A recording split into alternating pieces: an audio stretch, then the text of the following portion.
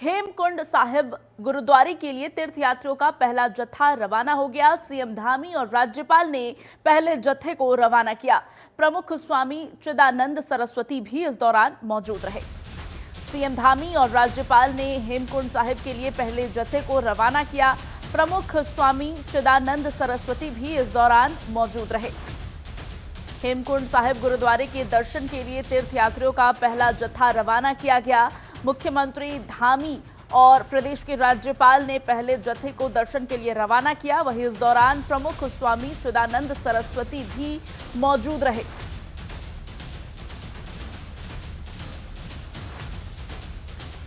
हेमकुंड साहिब के दर्शन के लिए आए भक्तों के पहले जत्थे को रवाना किया गया। मुख्यमंत्री धामी और राज्यपाल की मौजूदगी रही। मुख्यमंत्री धामी और राज्यपाल ने पहले जत्थे को हेमकुंड साहिब गुरुद्वारे के लिए रवाना किया। वहीं आपको बता दें कि इस दौरान बड़ी संख्या में लोग भी उपस्थित हुए। गुरुद्वारे के भीतर की ये तस्वीरें देखिए। मुख्यमंत्री धामी और राज्यपाल ने हेमकुंड साहिब गुरुद्वारे के लिए पहले जत्थे को रवाना किया और इस दौरान प्रमुख स्वामी चिदानंद सरस्वती भी मौजूद रहे। तरीके से चल रही है। 11 लाख श्रद्धालुओं ने अपने दर्शन कर लिए हैं और आज यहाँ से हेमकुंड साहिब यात्रा का पहला जत्था भी रवाना हो रहा है। 25 तारीख को हेमकुंड साहिब के द्वार खुलेंगे। सभी व्यवस्थाएं वहाँ पर पूरी व्यवस्थित तरीके से की गई है। सभी यात्री ठीक प्रकार से अपनी यात्रा करें, ठीक प्रकार से दर्शन करें। उसकी सारी व्यवस्थाएं ठीक प्रकार से वहाँ पर व्यवस्थित की गई है, बनाई गई है। मैं आपके प्रधानमंत्री जी का बहुत धन्यवाद करता हूँ कि आप हेमकुंड साहिब केदारनाथ दोनों जगह जाने के लिए भारत सरकार ने प्रधानमंत्री जी के नेतृत्व में रोपवे का स्वीकृति प्रदान कर दी है और इस रोपवे के बनने के बाद जो यात्रा हेमकुंड साहिब और केदारनाथ की कठिन यात्रा होती है, वो कठिन यात्रा आने वाले समय में बहुत आसान यात्रा शौर्य है और सुप्रीम सेक्रीफाइस का एक दृश्य दिखाई देता है। ऐसा लगता है कि पूरे राष्ट्र की जो भावना है वो इकट्ठी हुई है।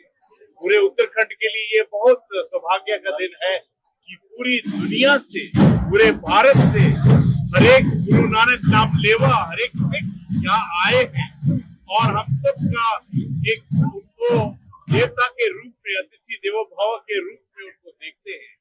और मैं आज के दिन में शासन को, प्रशासन को, माननीय मुख्यमंत्री जी को, हर एक उत्तराखंडी को, मैं गुरुद्वारा प्रबंधक कमेटी को बहुत बहुत धन्यवाद देता हूँ कि इतनी मेहनत की है उन्होंने ताकि हर यात्री की, हर उस श्रद्धालु की जो यात्रा है वो सफल हो।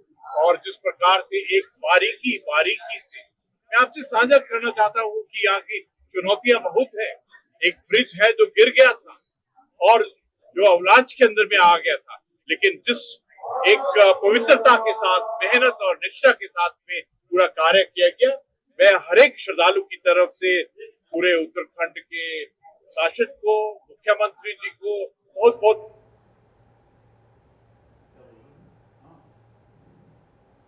वहीं सीएम धामी ने चटकेश्वर मंदिर का video social media platform x पर शेयर किया और सीएम ने श्रद्धालुओं को पिथौरागढ़ आने का न्योता दिया। मुख्यमंत्री पुष्कर सिंह धामी ने चटकेश्वर मंदिर का वीडियो शेयर करते हुए कहा, पिथौरागढ़ आए तो यहां के दर्शन जरूर करें। जनपद पिथौरागढ़ में बना है चटकेश्वर मंदिर और ये मंदिर भगवान शिव को समर्पित है। प्राचीन देवालय है और लाखों श्रद्धालुओं की आस्था का केंद्र है। चटकेश्वर मंदिर शिवरात्रि पर विशेष पूजा अर्चना यहां पर की जाती है। मुख्यमंत्री ने इसी मंदिर का video social media platform x पर पोस्ट करते हुए लोगों को मंदिर आने का न्योता दिया। कहा कि अगर पिथौरागढ़ आते हैं तो इस मंदिर के दर्शन जरूर करें। आपको बता दें कि चटकेश्वर मंदिर भगवान शिव को समर्पित है और लाखों श्रद्धालुओं के आस्था का केंद्र है। शिवरात्रि पर यहां पर विशेष पूजा अर्चना भी होती है। इसी मंदिर का वीडियो शेयर करते हुए मुख्यमंत्री ने लोगों को पिथौरागढ़ आने का न्योता दिया। साथ ही कहा कि अगर पिथौरागढ़ आते हैं तो यहां के दर्शन जरूर करें।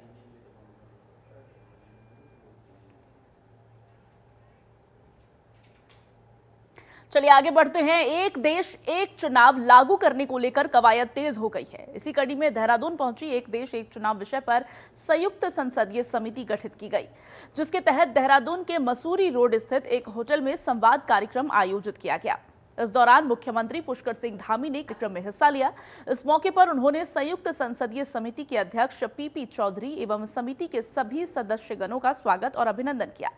मुख्यमंत्री ने कहा कि एक देश एक चुनाव हमारे लोकतंत्र को और अधिक सशक्त, प्रभावी और समावेशी बनाने की दिशा में एक महत्वपूर्ण पहल है। उन्होंने कहा कि हमारी चुनाव प्रणाली विविधताओं के बावजूद प्रभावी और मजबूत रही है, लेकिन अलग अलग समय में चुनाव होने से बार बार आचार संहिता लगती है। इसके चलते राज्यों के सारे काम ठप पड़ जाते हैं। जब भी चुनाव आता है तो बड़ी संख्या में कार्मिकों को मूल कार्य से हटाकर चुनाव ड्यूटी में लगाना पड़ता है। एक देश एक चुनाव से इन सभी समस्याओं का निवारण हो पाएगा।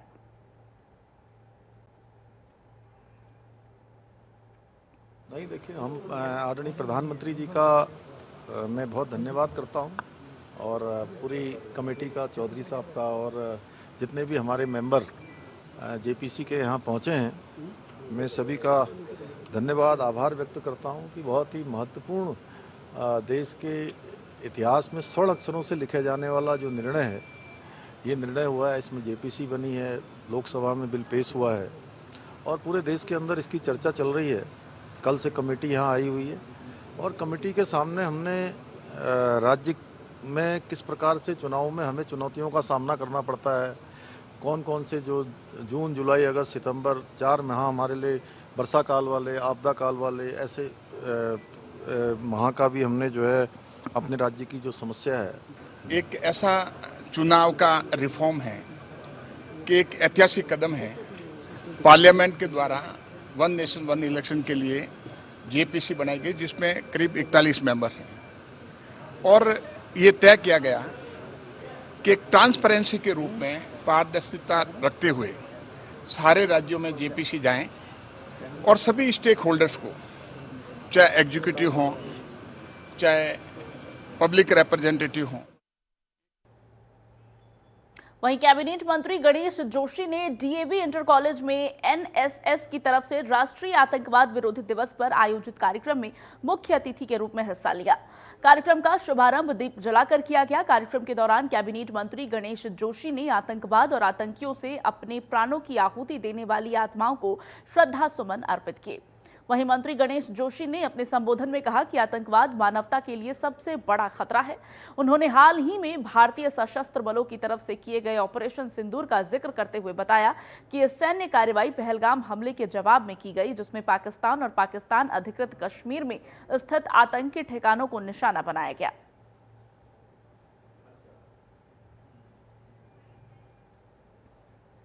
और वास्तव में आज आतंकवाद को जड़ से समाप्त करने की आवश्यकता है। 1947 से अब तक आतंकवाद से लड़ते हुए हमारे 13,000 से अधिक सिक्योरिटी फोर्सेस के लोग हुए। 92 लाख करोड़ से अधिक इस पर खर्च हुआ। अगर यही पैसा इस देश के विकास में लगता तो देश आज कहाँ होता। इसलिए आतंकवाद की जड़ों में जाना बहुत जरूरी है। ये तब होगा जब हमारे अंदर नैतिक मूल्य होंगे, हमारा चरित्र होगा। कोई भी घटना अगर घटती है तो उसकी इंफॉर्मेशन स्थानीय लोगों से मिलती है। अगर पुलवामा की मैं बात करूं, वहाँ के आतंकवादियों ने वहाँ के स्थानीय लोगों का सहयोग लेकर, उनसे जानकारियां लेकर ये हमला किया कि उनके अंदर नैतिकता नहीं थी, वो बिक गए और ये हमला हुआ। आप 3 दिन से देख रहे हैं यूट्यूबर ज्योति मल्होत्रा का जिक्र बार बार आ रहा है। मात्र चंद पैसों के लिए, मात्र अपने ऐशो आराम के लिए उसने अपना चरित्र को बेच दिया, नैतिकता समाप्त कर दी। वहीं उत्तराखंड मदरसा बोर्ड ने मदरसों के सिलेबस में ऑपरेशन सिंदूर को शामिल करने का फैसला किया है। वहीं इस फैसले को लेकर बयान भी सामने आने लगे हैं। रुड़की के लक्सर से बसपा विधायक मोहम्मद शहजाद ने मदरसा बोर्ड के इस फैसले को नादानी बताया है। विधायक मोहम्मद शहजाद ने कहा कि ऑपरेशन सिंदूर अभी कंप्लीट नहीं हुआ है। मदरसा बोर्ड का यह फैसला नादानी है। उन्होंने कहा कि निर्णय सरकार लेती है, ना कि मदरसा बोर्ड। इसलिए पहले किताब छपवाएं और ऑपरेशन सिंदूर कहां से शुरू हुआ है और कहां खत्म हुआ है, इसके बारे में मदरसा बोर्ड बताए।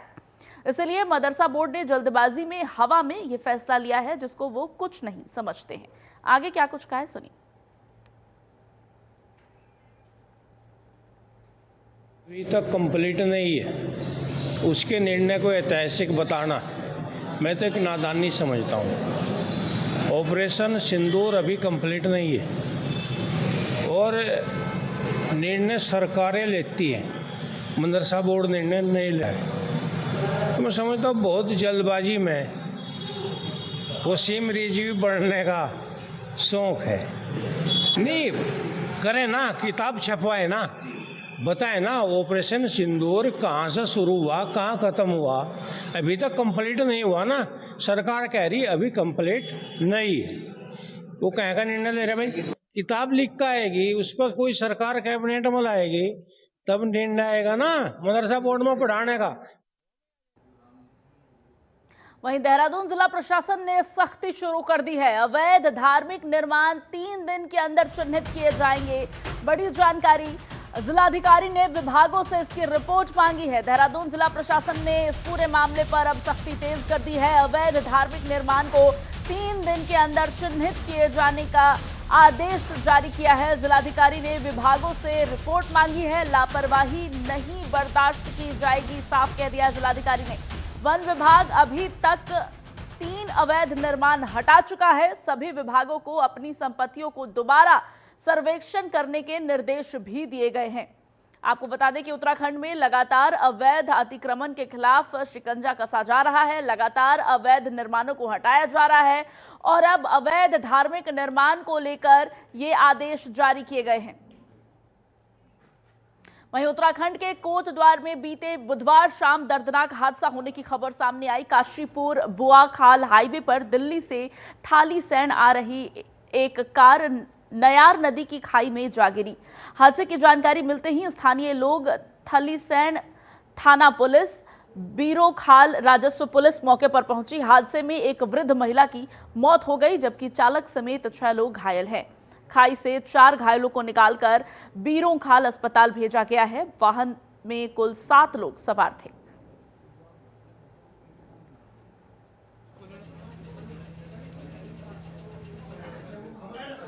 बहुत दुखद घटना हुई आज स्थानीय लोगों के माध्यम से, जो बहुत दुखद घटना हुई आज स्थानीय लोगों के माध्यम।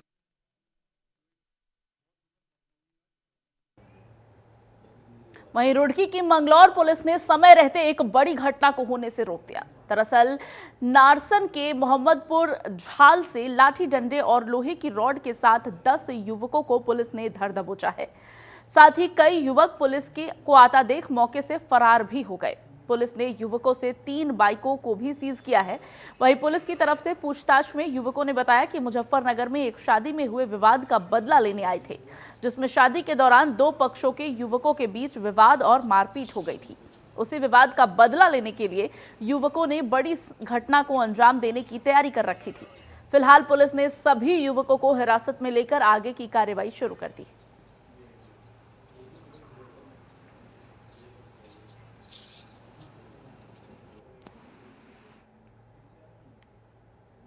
और हरिद्वार एसएसपी प्रमेंद्र सिंह डोभाल कानून व्यवस्था को और चुस्त दुरुस्त करने के मिशन पर जुटे हैं। इसी कड़ी में उन्होंने पथरी थाने का वार्षिक निरीक्षण किया, जहां उन्होंने थाना परिसर की व्यवस्थाओं से लेकर तकनीकी सुविधाओं तक का मूल्यांकन किया।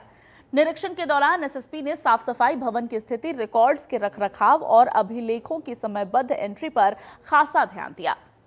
उन्होंने स्टाफ को निर्देशित किया कि कुर्की वारंट जैसे लंबित मामलों को प्राथमिकता पर निस्तारित किया जाए। फरार अपराधियों की गिरफ्तारी में तेजी लाने के निर्देश भी एसएसपी ने दिए। एसएसपी डोभाल ने सीसीटीएनएस पोर्टल पर जीडी की ऑनलाइन एंट्री को समय पर किए जाने और नेटवर्क कनेक्टिविटी से जुड़ी समस्याओं को तत्काल दूर करने पर भी जोर दिया।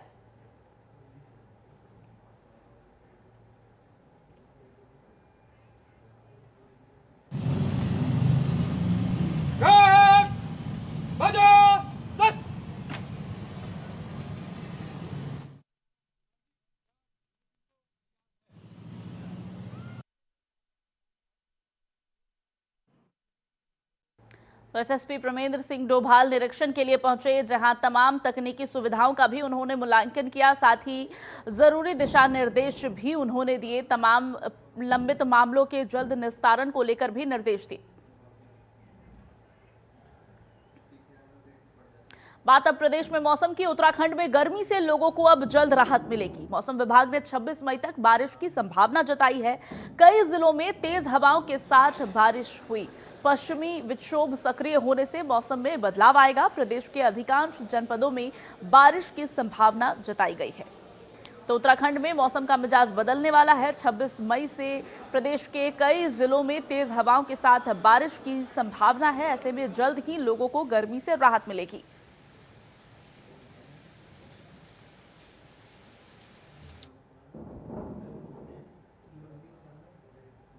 वहीं उत्तरकाशी में बारिश ने फिर कहर बरपाया है। बड़कोट के खरादी में बादल फटने से यातायात बाधित होने की खबर सामने आई। वहीं सड़क के दोनों ओर सैकड़ों वाहन फंसे नजर आए। उत्तरकाशी में बारिश का कहर देखने को मिल रहा है। देखिए, बड़कोट के खरादी में बादल फटने से यातायात बाधित हुई। सड़क के दोनों ओर सैकड़ों वाहन फंसे हुए नजर आए। वहीं किसी भी तरह के नुकसान की खबर फिलहाल नहीं है। हालांकि बारिश की वजह से यातायात जरूर बाधित दिखा। सड़क के दोनों तरफ वाहनों की लंबी कतारें दिखी।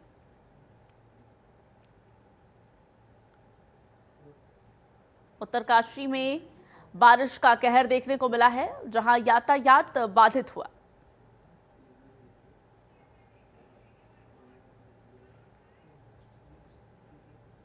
यमुना घाटी में एक बार फिर भारी ओलावृष्टि और अतिवृष्टि से काश्तकारों और नकदी फसलों को बहुत नुकसान हुआ है। दर्जन भर गांव में ओलावृष्टि से धान, गेहूं, मटर, सेब, टमाटर सहित बागवानों की फसलों का भारी नुकसान हुआ है।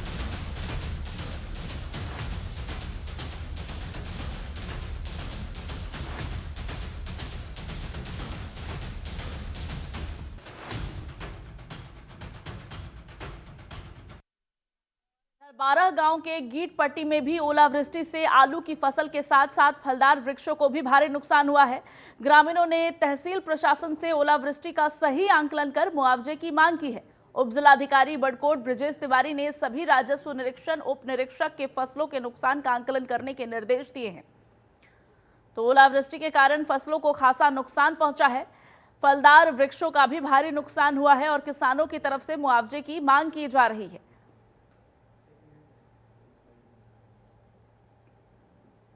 ओलावृष्टि से फसलों को खासा नुकसान और ऐसे में किसान प्रशासन से मदद की मांग कर रहे हैं। चलिए आगे बढ़ेंगे। अगली खबर बड़कोट से है, जहां बीते बुधवार को बारिश होने से दोबारा यात्रा पंजीकरण सेंटर के पास पानी भर गया, जिससे लोगों के त्रिपाल से बने मकान मलबे में तब्दील हो गए और भारी नुकसान हुआ। पानी भरने से चारों तरफ अफरा तफरी का माहौल देखने को मिला। किसी तरह लोगों ने अपनी जान बचाई।